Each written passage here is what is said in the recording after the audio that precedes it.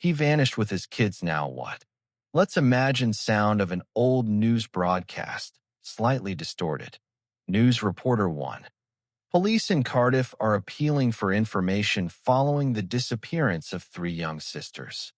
5-year-old Rihanna, 4-year-old Nadia, and their baby sister, Safia, who is nearly 2, were taken from their home by their father last Friday. Sound of a different, slightly later news clip. News reporter 2. This afternoon, Special Branch confirmed that Mr. Salah and his daughters had taken a flight from Heathrow Airport to Jeddah, Saudi Arabia. He had threatened in the past to take his daughters away. The archival sound fades slightly, and a woman's voice, clear and steady but filled with decades of pain, speaks over it. Jackie Salah, voiceover. I never, ever gave up on the hope that I would see the girls again. How can I go on? How can I live without my kids? My world fell apart. I felt I'd failed. They were cruelly snatched away from me. A mother should never have to go through that. The sounds fade to silence. A moment of quiet before the main narrative begins. A family before the fracture. In the late 1970s, Cardiff was a city buzzing with life. It was there, in a local club, that a story began that would stretch across continents and decades. A headstrong, 15-year-old girl named Jackie met Sadak Hussein Salah, a Yemeni immigrant 8 years older than her. Their relationship was as intense as you'd expect for a couple that started so young, and it was a world away from the international nightmare it was about to become. By the time Jackie was 23, she was a mother to 3 little girls. Rihanna arrived in 1980, followed by Nadia in 1982, and then little Safia in 1984. On the surface, life in their Cardiff home was just like any other young family's. They even had professional photographs taken, freezing in time the bright eyes of the 2 older girls.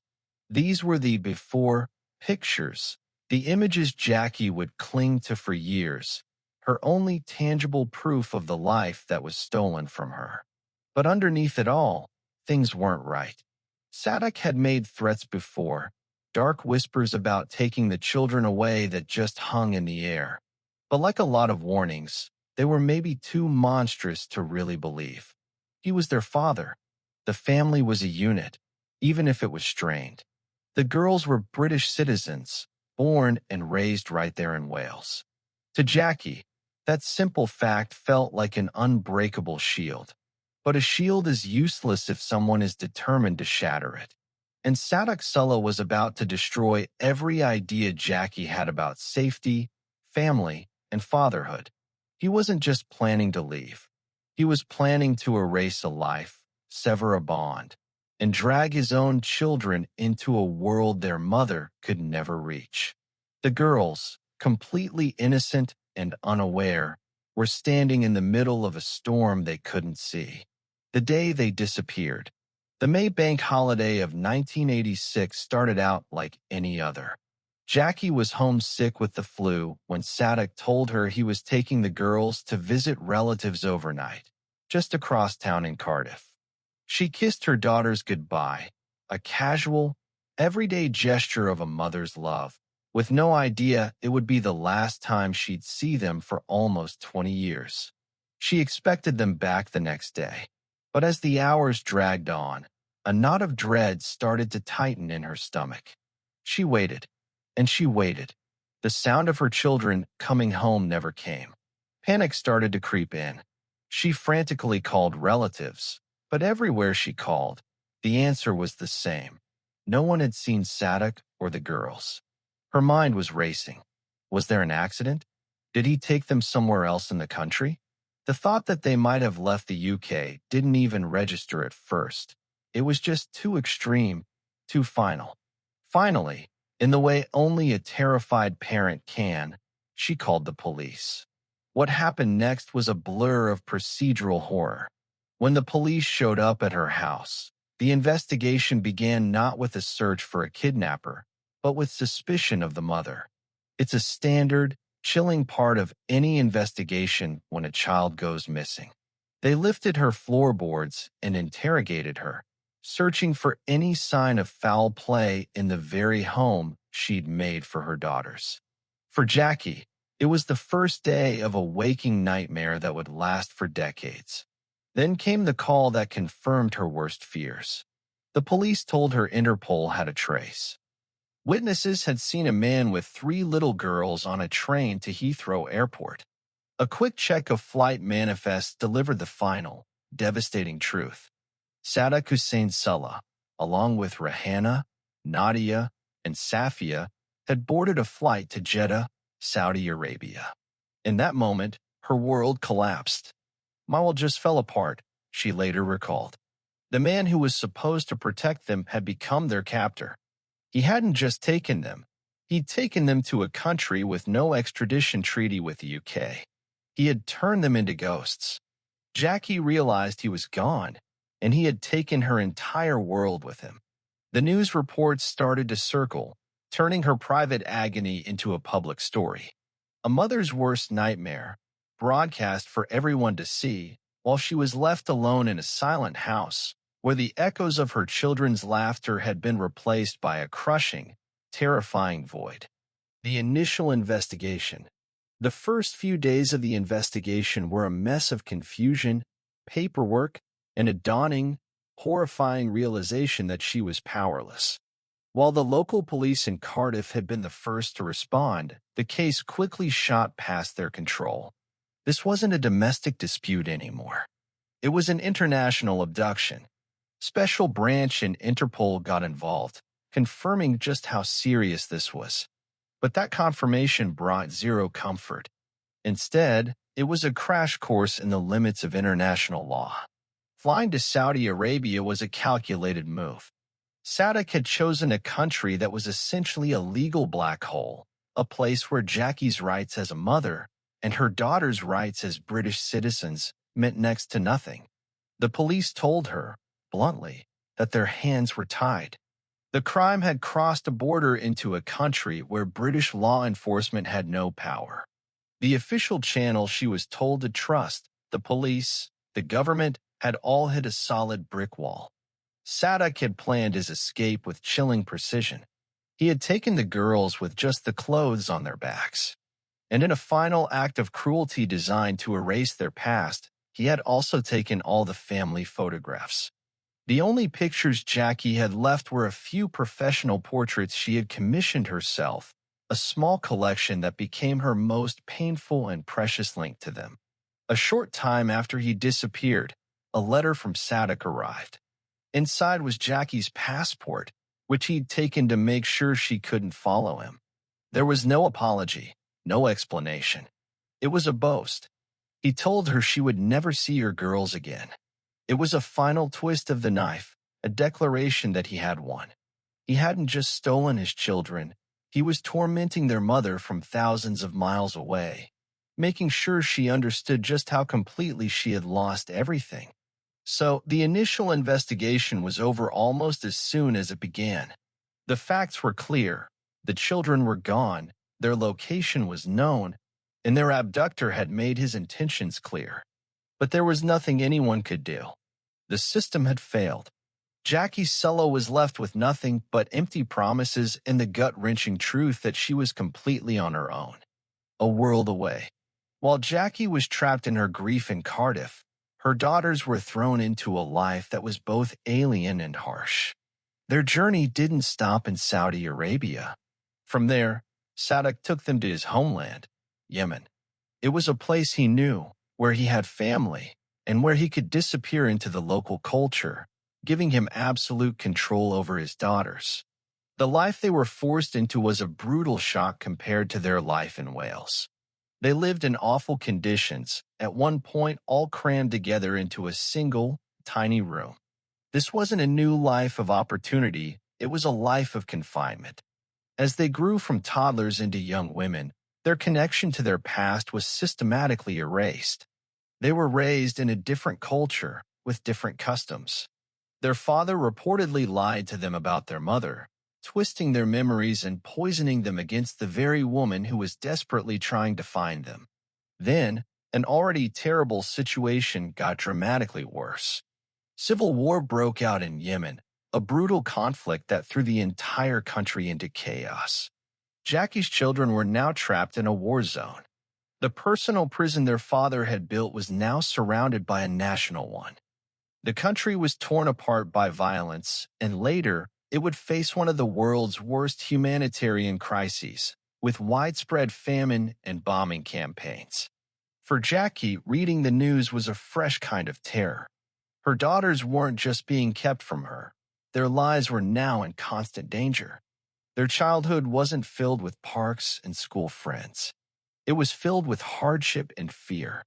They were married off as teenagers to local men, their lives tied to the fate of a country being ripped apart. They were British citizens in name only, abandoned in a war-torn land, their futures dictated by the man who had stolen their past. A mother's desperate search. The years that followed were a long, grueling testament to a mother's refusal to give up. While the world moved on, Jackie Salah's life was frozen on that day in 1986. She began a relentless, decades-long search that would push her to the absolute edge. She started by pleading with the authorities, the Foreign Office, the British Embassy in Yemen, anyone in the UK government who would listen. She contacted Interpol, hoping they could do what national police couldn't. But the answer was always the same, a symphony of diplomatic regret. The lack of an extradition treaty was a wall too high to climb. In her eyes, the government had given up on her daughters. So, Jackie's search became a deeply personal and dangerous mission. She wasn't a spy or a diplomat. She was a mom from Cardiff, armed with nothing but a fierce love for her kids. She became a regular in the media, sharing her story with any journalist who would listen, hoping public pressure could do what official channels would not.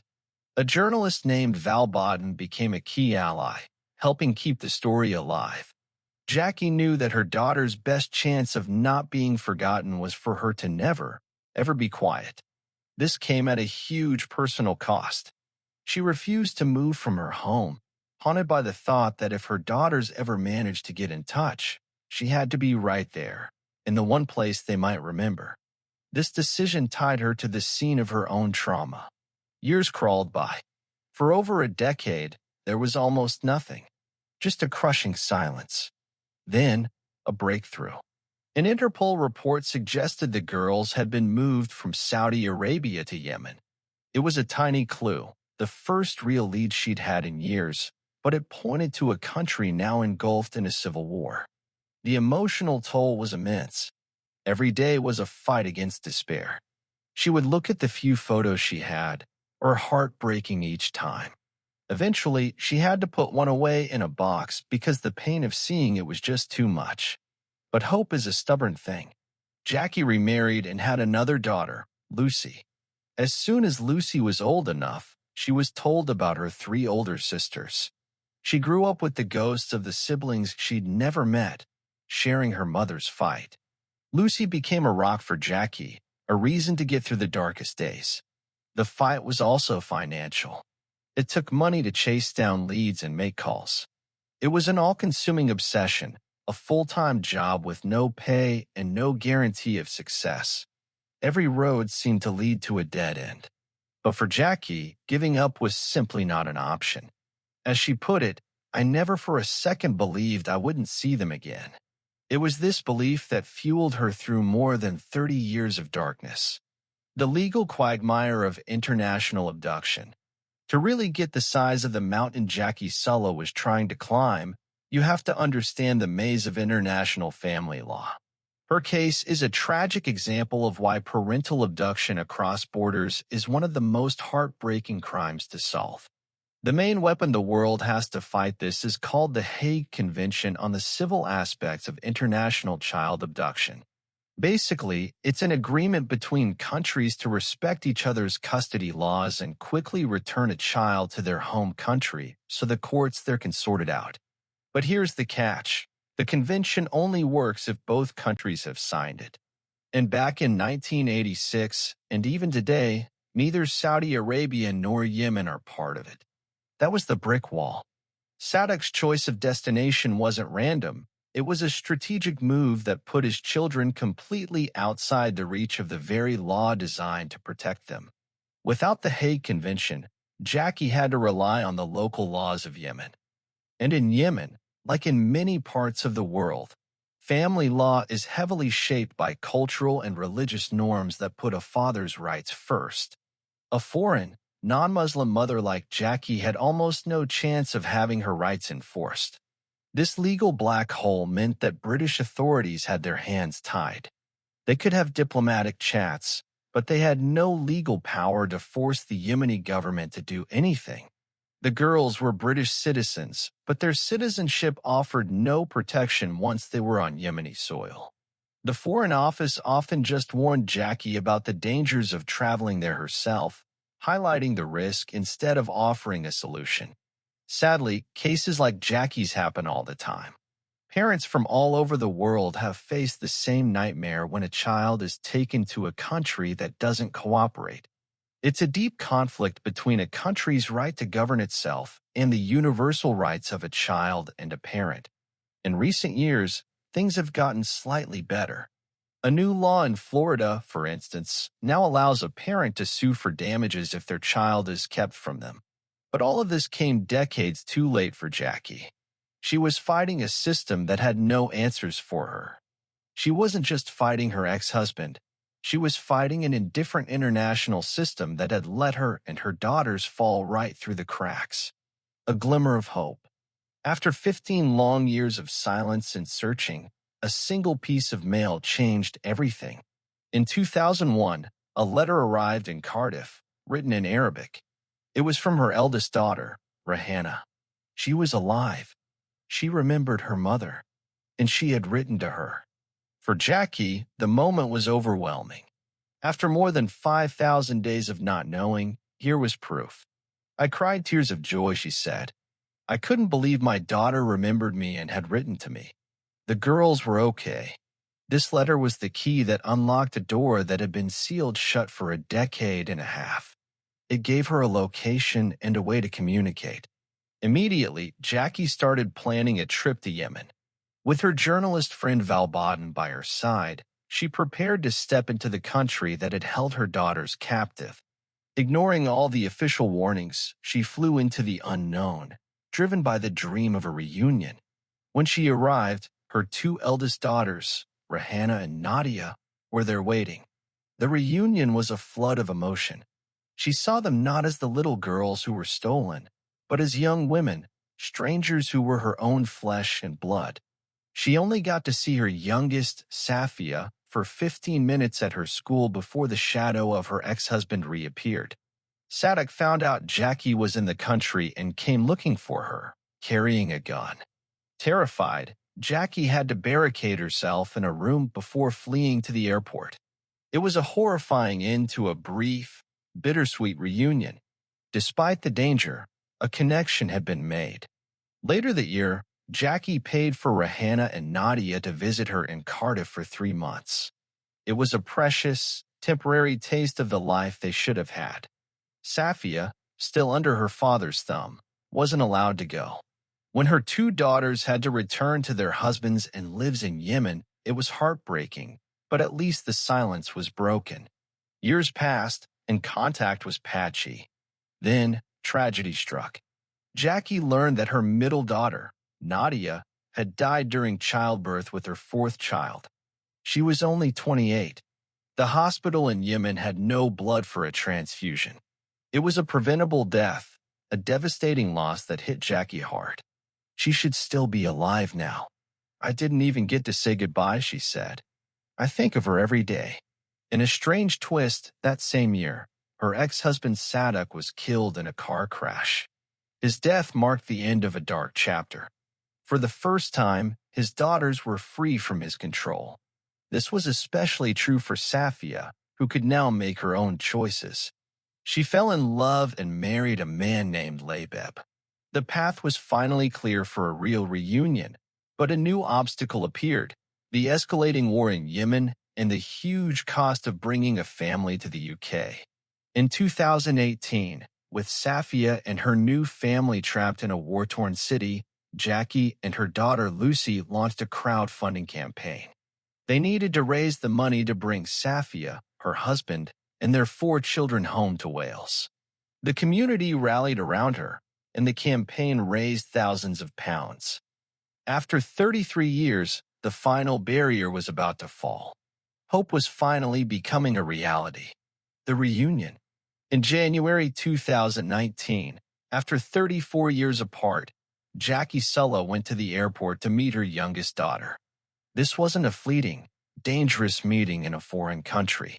This was a homecoming. Safia, the baby who was snatched from her crib, was returning to Cardiff for good.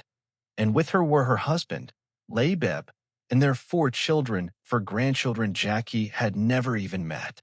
The reunion was a lifetime in the making. I felt I was in a dream, Jackie said. For Safia, the feeling was just overwhelming relief. I have a feeling I cannot express with words, she said when she arrived. I feel safe now with my mother. Safia, now 35, arrived in a country that was technically her own but was completely new to her. She didn't speak English. Her children had spent their entire lives in Yemen, under the shadow of war. Now, they were in Cardiff, a city of peace. The family had to start over, building a relationship that was stolen from them more than 3 decades earlier. How do you make up for a lost childhood? How do you bridge a gap of language, culture, and 34 years? For Jackie and Safia, the answer was to start with the simple things. I can give her a kiss and a hug, see her whenever I want, Jackie said, cherishing the simple act she had been denied for so long. Safia and her family moved into a home just down the road from Jackie. The simple freedoms of their new life were amazing to them. For Safia, it was the joy of just going shopping. For her kids, it was being able to go to school and play in a park without being afraid. Here, they can go to the park, go outside. They have freedom, Jackie explained. There's no war, no struggle of not having food. The reunion wasn't just with a mother, it was with a whole family. Safia was finally reunited with her sister, Lucy, who had been so crucial in the campaign to bring her home. Lucy, who grew up hearing stories of her lost sisters, could finally meet the youngest of them. The journey itself had been terrifying. To get to the UK, Safia and her family first had to flee Yemen for Egypt before they could finally fly to London. But they had made it. They were safe. A mother and daughter, separated by an ocean of distance and time, could finally begin the slow, quiet work of becoming a family again. The aftermath and the scars that remain. A reunion isn't an ending. It's a new, and often complicated, beginning. While the joy of having Safia home was immense, the family now had to face the deep and lasting scars left by 34 years of trauma. Parental abduction doesn't just steal time. It changes who you are, it rewires relationships, and it alters futures. For Safia and her children, adjusting to life in Wales was a massive cultural shock. They had to learn a new language and adapt to a society totally different from the one they'd left. The psychological weight of growing up in a war zone, on top of the trauma of the abduction itself, is a heavy burden to carry. Rebuilding trust and a sense of belonging after such a profound betrayal is a long, delicate process. For Jackie, the joy of having her daughter and grandchildren so close was mixed with a deep sense of loss for what should have been. I wish we'd never been apart, she said. I wish I could take away what she's been through. I wish I could give her back her childhood. It's the same lament of every parent in her shoes, the knowledge that no matter how bright the future is, you can never get the past back. The family is forever changed. Nadia is gone, her life cut short by the circumstances of the abduction. Rohanna is still in Yemen with her own family, and while Jackie hopes she might one day join them, the family remains fractured by geography. Even the beautiful reunion with Safia is a constant reminder of the 2 daughters who are not there. And what about Sadak Hussein Salah, the man who caused all this pain? He was never brought to justice. His death in a car crash meant he would never have to answer for his actions. It brought a kind of closure, freeing his daughters from his control, but it denied the family any chance for a legal reckoning. The story of Jackie Salah and her daughters is a powerful testament to a mother's love, but it's also a stark warning about the devastating, lifelong consequences of parental abduction. The emotional scars echo through generations. Jackie's fight wasn't just to bring her children home, but to reclaim the very idea of her family. She succeeded against impossible odds, but the victory is bittersweet, forever marked by loss, tragedy, and time that can never be recovered. Their new life together in Cardiff is a daily act of healing, of piecing back together a family portrait that was shattered long ago. Jackie Salah's decades-long fight shows the massive challenges that parents of abducted children face. These stories are so important for raising awareness. If you want to see more content that explores the fight for justice and the incredible strength of the human spirit, please subscribe to the channel and hit the notification bell so you don't miss an upload. The legal mess in cases like this is staggering. What are your thoughts on the role of international law and what governments should do when their citizens are abducted and taken overseas? Share your perspective in the comments below. The story of Jackie Salah is a story about the primal, unbreakable bond between a mother and her children. For 34 years, she lived a nightmare of legal dead ends, official indifference, and private grief. She faced the silence of distance, the terror of war, and the heartbreak of loss. But through it all, she held on to one unwavering belief that she would see her daughters again. Her journey took her from a quiet home in Cardiff into the heart of an international crisis, forcing her to become a detective, an activist, and a beacon of hope for her own lost family. She fought when the systems designed to help her gave up, and she kept going when most people would have surrendered to despair.